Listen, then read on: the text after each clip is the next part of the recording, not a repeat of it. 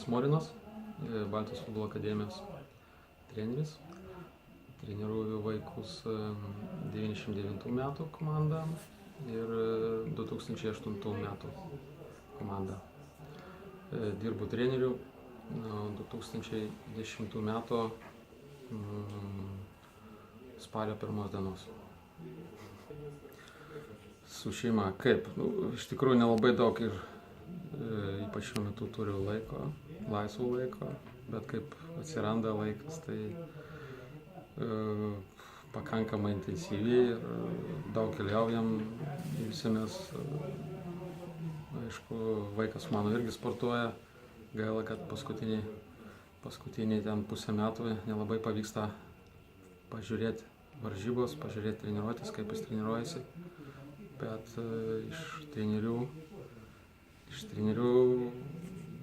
kiek įmanoma surinko informaciją ir kol kas viskas eina pakankamai neblogai. Taip atvirai kalbant, tų įvarčių buvo nemažai. Kas domisi, tie gali pažiūrėti ir rasti informaciją visą internete. Bet šiaip man asmeniškai keletą buvo tokių prisiminimų ir pakankamai svarbu ir gerų įvarčių. Bet galiu išskirti vieną, būtent išvažiavęs esu į Vokietiją, žaidęs ten, tai gal pirmas tas mano įvartis, kur buvo įmuštas žaidžiant už Hanoverį 96. tą galiu išskirti. Tą įvartį pakankamai ir neblogai grožio buvo. Tada laimėjom dar 2-1. Šiaip sportininkai, mūsų akademijos auklėtojai, jie privalo pagal viską tikrinti sveikatą 4 kartus per metus. Jo, kažkas tai biškį daugiau, kažkas tai mažiau, bet 4 kartus per metus privalo nueiti į tai vadinamą dispanserį ir pasitikrinti savo sveikatą. Ką liečia trenerius, tai pagal viską jie vieną kartą per metus pristato pažymą, nueina pas daktarą, gauna pažymą ir vieną kartą per metus užtenka. Nepagydoma liga, gerai čia pavadina kažkas. Jo, šiaip čia liga, bet jinai tokia maloni liga, galima taip pasakyti. Jeigu žmogus serga tokiu, kaip sakant, kaip pasakyti, turi stimulą, turi motyvaciją, domisi kažkom, tai skaitau, ligoti žmonės yra, bet čia gerai. Šiaip pradėjau, kaip ir visi, turbūt nuo 7 metų, būdamas pirmokas, nuėjau į tai vadinamą Marakaną, Žalgirį. Tai labai patikdavo žaisti ir treniruotis, ir kieme, ir visur buvau su kamuoliu. Ir kuo toliau, tuo labiau man patikdavo ta sporto šaka.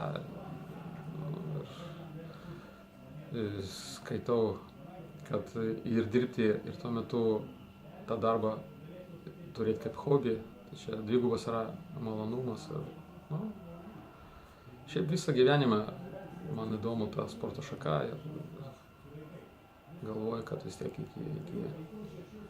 iki pensijos darysiu tą, kad dabar užsiemu ir bandysiu perduoti visą tą, ką dabar esu susikaupęs kaip žaidėjas vaikams. Vakarėlį liūtas? Fantastinis klausimas. Šiaip turiu tiek darbo, kad pasidėti kur nors vakare ir dar, kaip sakant, ir sudalyvauti, nelabai turiu ir laiko, ir jėgų, bet kada pasitaiko proga, tai kodėl ne pasidėti prie stalo, išgerti vyno arba pabendrauti su kitais žmonėmis, tai skaitau visai neblogai, bet neskaitau save vakarėlių liūtų, neskaitau. Šiaip yra geresnių, man atrodo, žmonių ir šiaip taip kažkaip. Ką sakom po pralaimėjimo, nu, kad vis tiek kaip nebebūtų, jie geriausi vaikai, geriausiai sulašė, atidavė visas jėgos, žaidė su noru, su malonumu. Sakom, kad daug gal kažką nesigavo, bet nieko baisaus, reikia nenuleisti rankų, vėl treniruotis, vėl žaisti ir palaikom visapusiškai ir skatinam vėl treniruotis, skatinam vėl ateiti į varžybos ir tik pozityvios emocijos ir link to mes, kaip sakant, einam, kad visi vaikai būtų patenkinti nuo futbolo, gautų malonumo nuo futbolo. Čia yra mūsų užduotis. Varžybos, nu, kaip ir galiu pasakyti, kaip ir su įvarčiu. Jo yra jų nemažai, bet išskirti jo, nu, čia galima pasakyti ir, aišku, paminėti varžybos su nacionalinė rinktinė.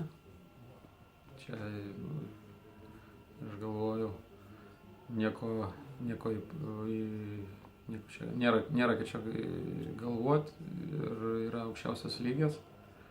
Buvo keletą varžybų, įdomu, buvo ir prieš Prancūziją, prieš Braziliją, buvo ir prieš Argentiną žaidėm, tai tokių varžybų yra ir buvo, kaip sakant, momentais vis tiek prisiminė, kaip ten viskas vyko, įdomu.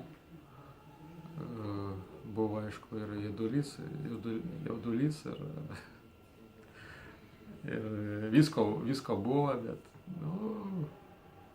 varžybų buvo tokių pakankamai nemažai, bet vėlgi noriu pasikartoti, yra Brazilija, Argentina, Prancūzija, Ispanija. Tiek.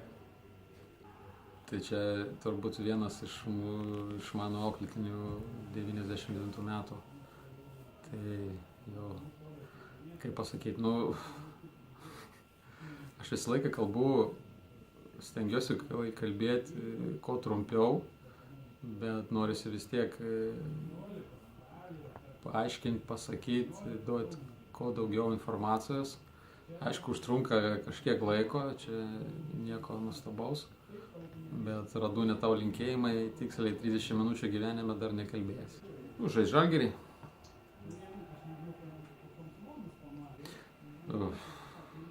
Šiaip patinka Real labiau negu Barsa.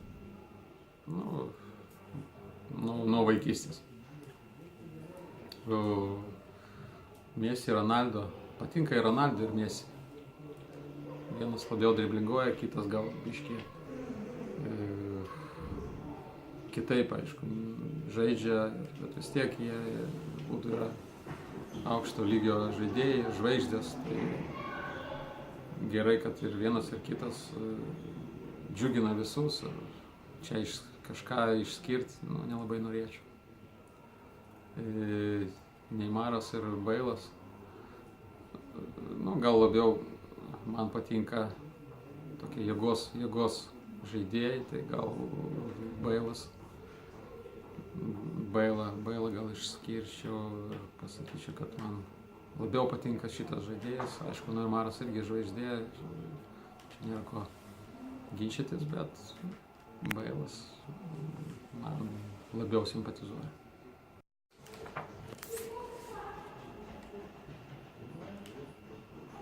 Taip, iš tikrųjų klausimų buvo nemažai, pakankamai visi įdomus, bet reikėjo išrinkti įdomiausią ir tik vieną.